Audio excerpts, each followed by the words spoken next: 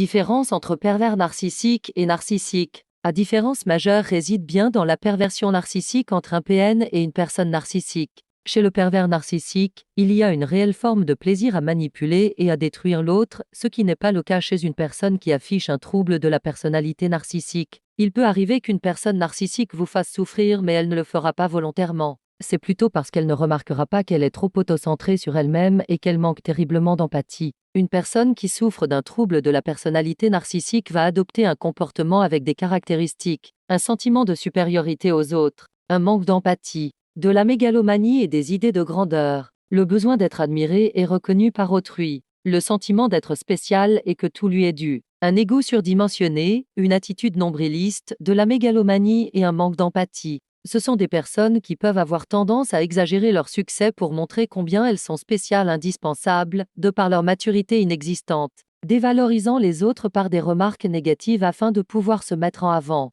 Souvent, ils s'attaquent aux personnes qui peuvent les démasquer. Une personne narcissique se remarque aussi par un besoin de mettre en avant sa grandeur. L'égocentrique montre qu'il est spécial, qu'il occupe une fonction haut placée, ayant fait de grandes choses dans sa vie. Destiné à une grande vie du fait qu'il est si spécial, il est normal, selon lui, qu'il fréquente des personnes aussi hors normes que lui du grand monde. Il y a une certaine forme d'arrogance et de fierté qui se dégage chez ce sujet égocentrique. Ils pensent être spéciaux, ils peuvent également adopter une attitude tout mais du tout est à moi. Pour eux, il est normal qu'ils soient traités différemment. Ce sont aussi des personnes qui ont besoin d'être constamment félicitées et qui ont besoin d'être admirées pour nourrir leur ego. Ces égocentriques ont également tendance à penser que les autres sont jaloux de leur réussite et qu'ils sont constamment enviés d'autrui. Ils affichent souvent un grand manque d'empathie et n'ont généralement aucun remords à exploiter les autres pour atteindre leurs propres objectifs. Il n'y a pas d'intention de blesser quiconque derrière ce comportement. Ils agissent ainsi parce qu'ils pensent être spéciaux. Cela leur paraît donc normal d'utiliser les autres pour parvenir à leur destin grandiose.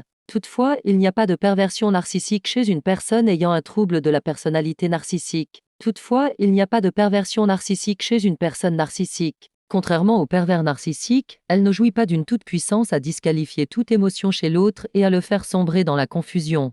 S'il est possible de reconnaître un pervers narcissique facilement, il faut néanmoins garder à l'esprit que personne n'est à l'abri un jour d'être sa victime. Pour ces dernières qui ont malheureusement connu la torture psychologique et parfois physique de ce bourreau, protégez-vous et protégez vos proches, soyez dans la bienveillance. Un grand merci à tous ceux qui s'abonnent à ma chaîne pour donner de la visibilité. Toutes mes vidéos prennent du temps, s'abonner c'est juste un clic gratuit, merci au partage.